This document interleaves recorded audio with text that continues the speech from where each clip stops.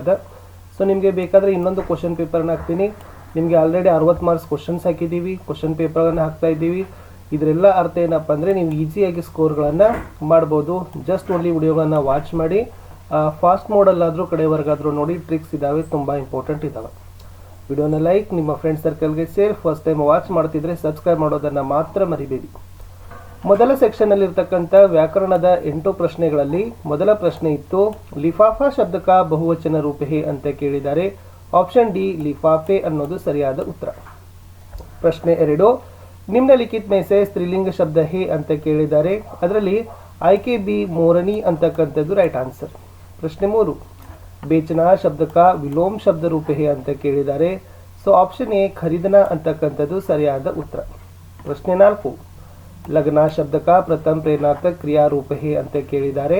ಆಯ್ಕೆ ಸಿ ಲಗಾನ ಅಂತಕ್ಕಂಥದ್ದು ಸರಿಯಾದ ಉತ್ತರ ಆಗ್ತದೆ. 5ನೇ ಪ್ರಶ್ನೆ, ಹಾಥಿಭಾಯ್ ಹಮ್ ಲೋಗ್ ಮಕಾನ್ ಬನಾನಾ ಚಾತೆ ಹೈ ವಾಕ್ಯ ಮೇ ಪ್ರಯುಕ್ತ ವಿರಾಮ ಚಿಹ್ನ ಹೇ ಅಂತ ಕೇಳಿದ್ದಾರೆ. ನೋಡಿ, ಇಲ್ಲಿ ಅಲ್ಪ ವಿರಾಮ ಇದೆ, ಇಲ್ಲಿ ಪೂರ್ಣ ವಿರಾಮ ಇದೆ. ಆಯ್ಕೆಗಳಲ್ಲಿ ಏನು ಅಲ್ಪ ವಿರಾಮ ಅಷ್ಟೇ ಇದೆ, ಪೂರ್ಣ ವಿರಾಮ ಇಲ್ಲ. ಸೊ ಹೀಗಾಗಿ ನೀವೇನು ಬರೀಬೇಕು, ಆಯ್ಕೆ ಬಿ ಅಲ್ಪ ವಿರಾಮ ಇಸ್ ದ ರೈಟ್ ಆನ್ಸರ್. 6ನೇ ಪ್ರಶ್ನೆ, ನಿಮ್ನಲಿಖಿತ್ ಮೇ ಸೆ ಎಸ್ ದ್ವಂದ್ವ ಸಮಾಸ ಕಾ ಉದಾಹರಣೆ ಹೇ. ನೋಡಿ, ಇದರಲ್ಲಿ ದ್ವಂದ್ವ ಸಮಾಸ ಯಾವುದಂತ ಕೇಳಿದ್ದಾರೆ. ದೇಶ ವಿದೇಶ ನಡುವೆ ಯೋಜಕ ಚಿಹ್ನೆ ಇದೆ. ಜಲಪ್ರಪಾತ ತತ್ಪುರುಷ ಸಮಾಸ, ರಾಜವಂಶ ತತ್ಪುರುಷ ಸಮಾಸ, ದೋಪಹರ ದ್ವಿಗು ಸಮಾಸ, ಅದು ಕೂಡ ನೆನಪಿರಲಿ. 7ನೇ ಪ್ರಶ್ನೆ, अब्दुल कलाम जी का जन्म रामेश्वर डैश हुआ, रिक्त स्थान में सही कारक होगा ಅಂತ ಕೇಳಿದ್ದಾರೆ. ಆಯ್ಕೆ ಸಿ ಮೇ ಅಂತಕ್ಕಂಥದ್ದು ರೈಟ್ ಆನ್ಸರ್. ನೆಕ್ಸ್ಟ್, ಪರೋಪಕಾರ ಶಬ್ದ ಮೇ ಸಂಧಿ ಹೇ. ಸೊ ಪರೋಪಕಾರ ಅಂತಕ್ಕಂಥದ್ದು ಯಾವ ಸಂಧಿ ಅಂತ ಕೇಳಿದ್ದಾರೆ. ಸೊ ಮ್ಯಾಲ ಇಕಾರ ಬತ್ತಂದ್ರೆ ಅಂದ್ರೆ ಎ ಮಾತ್ರ ಚಿಹ್ನೆ ಬತ್ತಂದ್ರೆ ಗುಣಸಂಧಿ, 2 ಬತ್ತಂತಂದ್ರೆ ವೃದ್ಧಿ ಸಂಧಿ, ಒಂದೇ ಬತ್ತಂದ್ರೆ ಗುಣಸಂಧಿ. ಇದು ಸಿಂಪಲ್ ಆಗಿರ್ತಕ್ಕಂಥದ್ದು. ಇಲ್ಲಿ ಒಂದೇ ಇದೆ ಅಂತಂದ್ರೆ ಇದು ಗುಣಸಂಧಿ. S,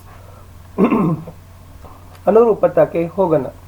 9ನೇದು, major Kumar kernel dash ಅಂತ ಕೇಳಿದರೆ ಉತ್ತರ ಖುಲ್ಲರ್. ರಮಾನಂದ ಶಾಸ್ತ್ರಿ ಪಕ್ಷಿ ಲಕ್ಷ್ಮಣ್ ಶಾಸ್ತ್ರಿ. ಅಬ್ದುಲ್ ಕಲಾಂ ಕೇಳಿದ್ದಾರೆ ಜೈನುಲಾಬ್ದೀನ್. कश्मीरी सेब बेचने वाला बेईमान, रेवड़ी बेचने वाला ईमानदार. भोला भाला बालकृष्ण, ಚುಗಲಖೋರ ಬಲರಾಮ. ಇನ್ನು ಒಂದು ವಾಕ್ಯದಲ್ಲಿ ಉತ್ತರಗಳನ್ನು ಬರಲಿಕ್ಕಿರ್ತಕ್ಕಂಥ ಪ್ರಶ್ನೋತ್ತರಗಳು. गाजर को खाने की मेज पर स्थान क्यों मिलने लगा है? क्योंकि गाजर में बहुत से विटामिन है. 14ನೇ ಪ್ರಶ್ನೆ, आज मनुज कयान कहाँ जा रहा है? आंसर ನೋಡೋದಾದ್ರೆ आज मनुज कयान गगन में जा रहा है. 15ನೇ ಪ್ರಶ್ನೆ, बसंत और प्रताप किसके घर में रहते थे? सो बसंत और प्रताप भीखू अहीर के घर में रहते थे. नेक्स्ट, कवि भारत माता से क्या प्रार्थना करते हैं? आंसर, कवि भारत माता से प्रार्थना करते हैं क्योंकि किसके लिए? जग का रूप बदलने के लिए. ಇನ್ನು 2 ಅಂಕದ ಪ್ರಶ್ನೋತ್ತರಗಳನ್ನು ನೋಡೋಣ. ಇಲ್ಲಿ ಪಾಯಿಂಟ್ಸ್ ವೈಸ್ ಕೊಟ್ಟಿದ್ದೀನಿ. ಸಿಂಪಲ್ ಆಗಿ ನೆನಪಿಟ್ಕೊಳ್ಬೇಕು. 2-3 ವಾಕ್ಯ ಅಂತಂದ್ರೆ ಸಿಂಪಲ್ ಆಗಿ 2-3 ವಾಕ್ಯದಲ್ಲಿ ಬರೆದ್ರೆ ನಿಮಗೆ ಅಂಕಗಳನ್ನು ಖಂಡಿತವಾಗಿ ಕೊಟ್ಟೇ ಕೊಡ್ತಾರೆ. ಅದ್ರ ಬಗ್ಗೆ ಉದ್ದುದ್ದಾಗಿ ಕಥೆಗಳನ್ನು ಬರೆಯೋದು ಬೇಡ. ಬಟ್ ವ್ಯಾಕರಣ ದೃಷ್ಟಿಯಿಂದ, ವಾಕ್ಯಗಳ ದೃಷ್ಟಿಯಿಂದ ಅರ್ಥಪೂರ್ಣವಾದ ವಾಕ್ಯಗಳು, ಶಬ್ದಗಳ ವರ್ತನೆಗಳು ಸರಿಯಾಗಿ ಪ್ರಯೋಗ ಮಾಡ್ರಿ.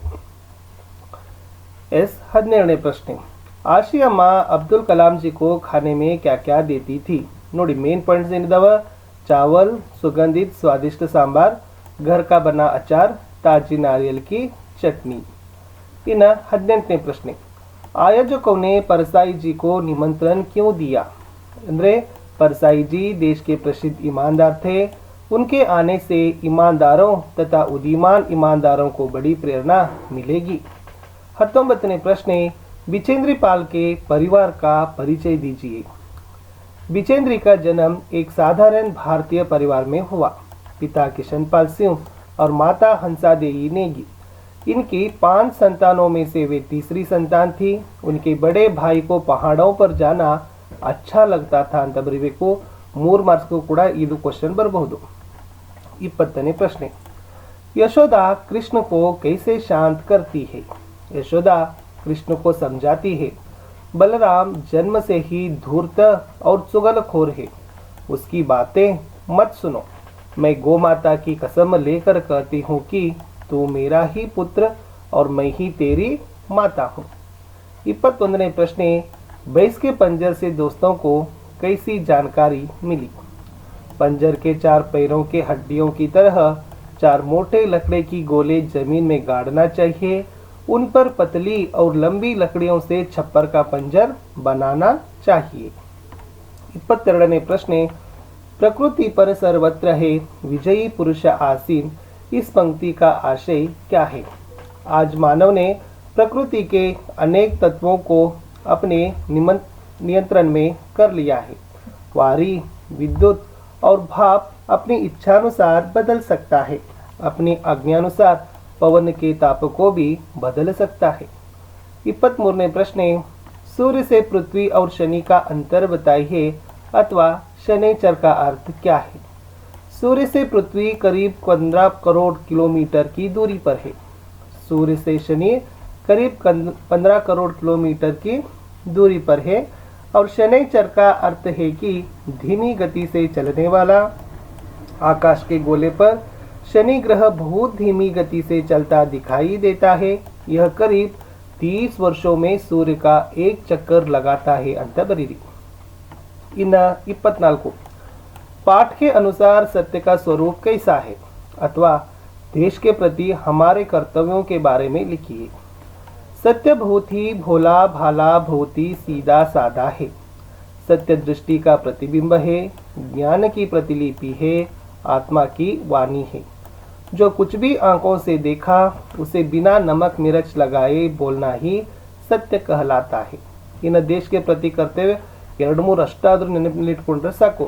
ಏನೋ हमें अपने देश के राष्ट्रध्वज, राष्ट्रगान, राष्ट्रीय त्योहार आदि का आदर करना चाहिए। देश के प्रति गौरव का भाव रखना, देश की एकता और अखंडता को कायम रखना। ನಾನು 3 ಕೊಟ್ಟಿದ್ದೀನಿ, ಯಾಕಂದ್ರೆ 2 ಮಾರ್ಕ್ಸ್ಗೆ ಕೇಳಿದ್ರೆ ಒಂದು 3 ಬರೀರಿ, ಯಾವುದಾದ್ರೂ ಅಂದ್ರೆ ಬರೀರಿ. ಬಟ್ ಯಾರ್ದು ಎಕ್ಸಾಕ್ಟ್ ಕೇಳಿದಾರಲ್ಲ, ಅಕುಲ್ ಆಗಿರ್ಬೋದು, ಸಲ್ಮಾ ಆಗಿರ್ಬೋದು, ಅನ್ವರ್, ಲಾಸ್ಟ್ ಮೀನಾ ಮೇಡಮ್, ಅವ್ರು 4 ಅಂತನೂ ಕೂಡ ವೆರಿ ಮೋಸ್ಟ್ ಇಂಪಾರ್ಟೆಂಟ್. ಇನ್ನು 3 ಅಂಕದ ಪ್ರಶ್ನೆಗಳಿಗೆ ಹೋಗೋಣ. ಸೊ 3 ಅಂಕದ ಪ್ರಶ್ನೆಗಳು ಎಷ್ಟಿರ್ತಾವಪ್ಪ ಅಂತಂದರೆ 9 ಇರ್ತಾವ. ಸೊ ಪ್ರತಿ ಪ್ರಶ್ನೆಗೂ ಕೂಡ 3 ಅಂಕಗಳನ್ನು ನಿಮಗೆ ಕೊಡ್ತಾರೆ. 25ನೇ ಪ್ರಶ್ನೆ, प्रताप राजकिशोर जी के घर क्यों आया? आंसर, बसंत राजकिशोर जी से नोट लेकर भुनाने गया। मोटार दुर्घटना में उसके पैर कुचले गए, वह बेहोश हो गया। होश में आते ही उसे पैसे लौटाने का ध्यान आया। उसने तुरंत प्रताप को बचे पैसे देकर भेजा। 26ನೇ प्रश्न, वीडियो कॉन्फ्रेंस के बारे में आप क्या जानते हैं? आंसर, वीडियो कॉन्फ्रेंस में इंटरनेट के द्वारा एक जगह बैठकर दुनिया के कई देशों के प्रतिनिधियों के साथ 8-10 दूरदर्शन के पर्दे पर चर्चा कर सकते हैं। एक ही कमरे में बैठकर विभिन्न देशों में रहने वाले लोगों के साथ विचार विनिमय कर सकते हैं। ಮುಂದಿನ ಪ್ರಶ್ನೆ 27, रोबोनिल के कार्यों का विवरण दीजिए ಅಂತ ಕೇಳಿದ್ದಾರೆ. सुबह नाश्ता कराने, मेहमानों के स्वागत करने में द्वार खोलने, घर के छोटे बच्चों को कहानियाँ सुनाने, बच्चों को होमवर्क करने में मदद करने, धीरज सक्सेना के वर्ड प्रोसेसर का काम संभालना, ಇವೆಲ್ಲ ಏನಿತ್ತಪ್ಪ ಅಂದರೆ ರೋಬೋನಿಲ್ನ ಕಾರ್ಯಗಳು ಆಗಿತ್ತು. 28ನೇ ಪ್ರಶ್ನೆ, मातृभूमि के प्राकृतिक सौंदर्य का वर्णन कीजिए। मातृभूमि के खेत हरे भरे और सुहाने हैं। मातृभूमि के वन और उपवन फल फूलों से भरे हुए हैं। मातृभूमि के अंदर खनिजों का व्यापक धन भरा हुआ है। 29ನೇ प्रश्न, कलेक्टर साहब ने बाल शक्ति की तारीफ कैसे की? इस गांव को साफ सुथरा देखकर मुझे हार्दिक प्रसन्नता हुई। गांव को एक नया जीवन प्रदान किया गया है। इन बच्चों की जितनी बड़ाई की जाए उतनी ही थोड़ी है। बाल शक्ति के कारण आपका गांव आदर्श गांव बन गया है। इन 30ನೇ प्रश्न, कवि समय का सदुपयोग कैसे करने को कहते हैं? समय अमूल्य है, वह भगवान का दिया हुआ अनुपम धन है। संसार का कोई भी द्रव्य इसकी बराबरी नहीं कर सकता। समय एक बार बीत जाने के बाद वापिस नहीं आता, व्यर्थ गवाने पर पछताना पड़ता है। 31ನೇ प्रश्न, कन्नड़ भाषा तथा संस्कृति को कर्नाटक के साहित्यकारों की देन क्या है? वचनकार बसवಣ್ಣ क्रांतिकारी समाज सुधारक थे।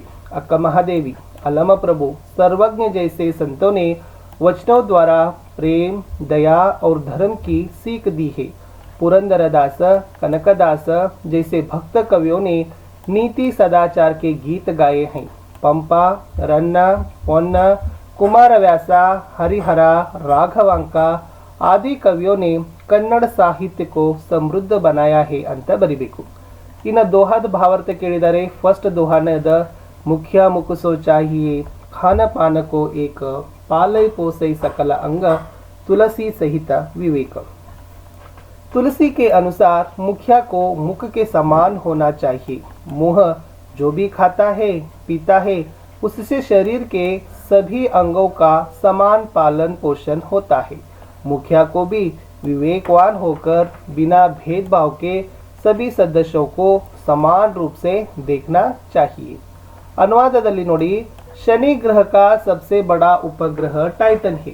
यह हमारे चंद्रमा से बड़ा है। इसका व्यास 5150 किलोमीटर है। ಟೈಟನ್ ಶನಿ ಗ್ರಹದ ಅತ್ಯಂತ ದೊಡ್ಡ ಉಪಗ್ರಹವಾಗಿದೆ. ಇದು ನಮ್ಮ ಚಂದ್ರನಿಗಿಂತಲೂ ದೊಡ್ಡದು. ಇದರ ವ್ಯಾಸವು 5150 ಕಿಲೋಮೀಟರ್ ಆಗಿದೆ ಅನ್ನೋದನ್ನು ನೀವೇನು ಮಾಡಬೇಕಾಗಿತ್ತಪ್ಪ ಅಂತಂದರೆ ಬರಿಬೇಕಾಗಿತ್ತು. ಇನ್ನು ನೆಕ್ಸ್ಟ್ ಏನು ಕೇಳಿದ್ದಾರೆ ಅಂತಂದ್ರೆ 4 अंकದ ಪ್ರಶ್ನೆಗಳಲ್ಲಿ 34ನೇ ಪ್ರಶ್ನೆ, गिल्लू के अंतिम दिनों का वर्णन कीजिए ಅಥವಾ ಗಿಲ್ಲು ಕೆ ಕಾರ್ಯಕಲಾಪ ವೆರಿ ಮೋಸ್ಟ್ ಇಂಪಾರ್ಟೆಂಟ್. ಇದರಲ್ಲಿ ಎರಡರಲ್ಲಿ ಒಂದಂದ್ರೂ 34 ಮಾರ್ಕ್ಸ್ಗೆ ಬಂದೇ ಬರ್ತದೆ. ಮತ್ತು ವೆರಿ ಶಾರ್ಟ್ ಆಗಿ 4 ಸಾಲುಗಳಿದಾವೆ ನೋಡಿ. ಗಿಲ್ಲುವಿನ ಅಂತಿಮ ದಿನ ಇದೆ, ಓಕೆ. ಇವು ಗಿಲ್ಲುವಿನ ಕಾರ್ಯಕಲಾಪದಲ್ಲಿ 5-6 ಪಾಯಿಂಟ್ಸ್ ಇದಾವೆ. ಅವನ್ನು ಸ್ವಲ್ಪ ಪಾಸ್ ಮಾಡಿ ಸಿಂಪಲ್ ಆಗಿ ಬರೆಯೋದನ್ನು ಮಾತ್ರ ಕಲ್ಕೊಡ್ರಿ. ಇನ್ನು 35ನೇ ಪ್ರಶ್ನೆಗೆ ಹಾಡಕ್ಕೆ ಹೋಗೋದಾದ್ರೆ ಹಾಡಂತೂ 4 ಸಾಲು ಇದ್ದೇ ಇರ್ತದೆ, ಚೆನ್ನಾಗಿ ಬರೀರಿ. ಅಸಫಲತಾದಿಂದ ಭಾಗವತ್ತು ಮೂರೆಗೆ ಮುಂದೆ ಅಪಠಿತ ಗದ್ಯಾಂಶ ಬಿಡಬೇಡಿ. ಆಲ್ರೆಡಿ ಕಂಟಿನ್ಯೂ ಆಗಿರ್ತಕ್ಕಂಥ ಉತ್ತರಗಳು ಸಿಗ್ತಾವ. 4 ಪ್ರಶ್ನೆ ಉತ್ತರಗಳನ್ನ ಆರಾಮಾಗಿ ಗಳಿಸ್ಬೋದು. ಇನ್ನು ನಿಬಂಧದಲ್ಲಿ ನೋಡೋದಾದ್ರೆ ಬೇರೋಜ್ಗಾರಿ ಆಲ್ರೆಡಿ ಪಠ್ಯಪುಸ್ತಕದಲ್ಲಿದೆ, ಅದರಲ್ಲಿ ಪ್ರಸ್ತಾವನಾ ಬರೀಬೇಕು. ಕಾರಣ, ನಿವಾರಣ, ಉಪಾಯ, ಉಪಸಂಹಾರ ಒಂದು ಪೇಜಲ್ಲಿ ಬರೆದ್ರೆ ಸಾಕು. ಪ್ರಸ್ತಾವನಾ 3 ಲೈನು, ಕಾರಣ 4, ನಿವಾರಣ 4, ಉಪಸಂಹಾರ 2 ಕಂಪ್ಲೀಟ್ ಒಂದು ಪೇಜ್ ಬರೀರಿ, 4 ಮಾರ್ಕ್ಸ್ ಕೊಡ್ತಾರೆ. ಸ್ವಚ್ಛ ಭಾರತ್ ಇದೆ, ಜನಸಂಖ್ಯಾಕಿ ಸಮಸ್ಯೆ ಇದೆ. ನೀವು ಜನಸಂಖ್ಯೆ ಆಗಿರ್ಬೋದು, ಇಂಟರ್ನೆಟ್ ಆಗಿರ್ಬೋದು, ಆಮೇಲೆ ಕರ್ನಾಟಕಿ ಮಹಾನತಾ, ಇವು 3 ಪುಸ್ತಕದ ಮೇಲೆ ಇರ್ತಕ್ಕಂಥದ್ದು ಇದಾವೆ, ನೀವು ಅಭ್ಯಾಸ ಮಾಡಲೇಬೇಕು. ಲಾಸ್ಟ್ ಪತ್ರ ಲೇಖನ ನೋಡೋದಾದ್ರೆ ಚುಟ್ಟಿ ಪತ್ರವನ್ನು ಬರೆಯೋದನ್ನಾದರೂ ಬಿಡಬೇಡಿ, ಅದನ್ನೇ ಬರೀರಿ. ಇಲ್ಲಿ 4 ದಿನ ಅಂತ ಕೇಳಿದ್ದಾರೆ. ಯಾರಿಗೆ ಕೇಳಿದ್ದಾರೆ? ಪ್ರಧಾನಾಧ್ಯಾಪಕ ಕೇಳಿದ್ದಾರೆ. ಕಾರಣ, ಕೋಯಿ ಕಾರಣ ಅಂತ ಕೇಳಿದರೆ ಯಾವುದಾದ್ರೂ ಕಾರಣವನ್ನು ಕೊಟ್ಟು ಬರಿಬೇಕು. ನೀಟಾಗಿ ಡೇಟ್, ಪ್ರೇಷಕ್, ಸೇವಾಮೆ, ಸಂಬೋಧನ್, ವಿಷಯ, ಪತ್ರಕ, ಕಲೇವರ್, ಸಮಾಪನ ಅಷ್ಟು ಹಾಕಿದರೆ 5 ಅಂಕ ನಿಮ್ಗೆ ಏನು ಮಾಡ್ತಾರಪ್ಪ ಅಂದ್ರೆ ಕೊಡ್ತಾರೆ. ಕ್ವಶನ್ ಪೇಪರ್ ಹೇಗೆ ಅನಿಸಿತು ಅನ್ನೋದನ್ನು ಕಮೆಂಟಲ್ಲಿ ಮಾಡಿ. ಇನ್ನೊಂದು ಕ್ವಶನ್ ಪೇಪರನ್ನು ಕೊಡ್ತೀನಿ. ಖಂಡಿತವಾಗಿ ನೀವು ಹೆಚ್ಚು ಅಂಕಗಳನ್ನು ಗಳಿಸ್ತೀರಿ. ಇಲ್ಲಿ ಪ್ರಶ್ನೆಗಳು ಬರ್ತವೆ, ಆನ್ಸರ್ ಬಹಳ ಶಾರ್ಟ್ ಆಗಿ